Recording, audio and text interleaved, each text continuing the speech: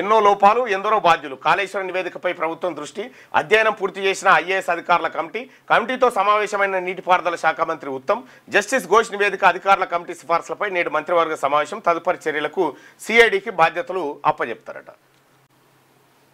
కాళేశ్వరం బ్యారేజీల నిర్మాణాలపై justice PC Ghosh commission నివేదిక నేపథ్యంలో ప్రభుత్వం తదుపరి కార్యాచరణకు సిద్ధమవుతుంది.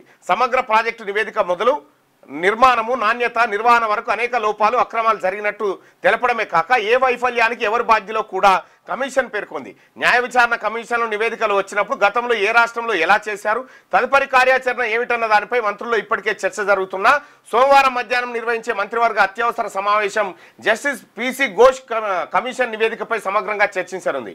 నివేదికను పరిశీలించి ముఖ్యమైన సిఫార్సులను మంత్రివర్గం ముందు ఉంచడానికి సీఎం రేవంత్ రెడ్డి ముగ్గురు ఐఏఎస్ అధికారులతో కమిటీ ఏర్పాటు చేసిన విషయం తెలిసిందే. కమిషన్ ఇచ్చిన 700 పేజీల నివేదికను అధ్యయనం చేసిన కమిటీ పలు అంశాలపై ప్రభుత్వానికి 700 పేజీలు 3 రోజులలో చేసి రైలు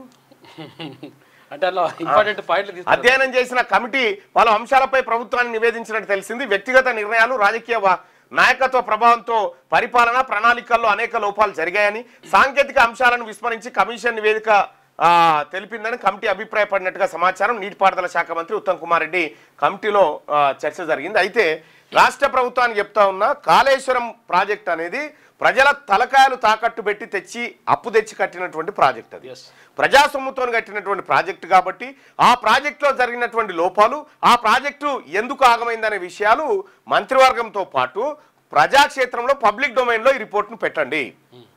పబ్లిక్ డొమైన్లో ఈ రిపోర్ట్ పెట్టండి. ఎవడు దోషి ఎవడు ఏం చేసింది అనేది లెక్క బయటకు వస్తుంది. ఎందుకంటే కులగన్నలు ఇప్పుడు రిపోర్ట్ లెక్క ఇది కూడా దాచిపెట్టిరు అనుకో ఆయనతో విశ్వాసం ఉండదు.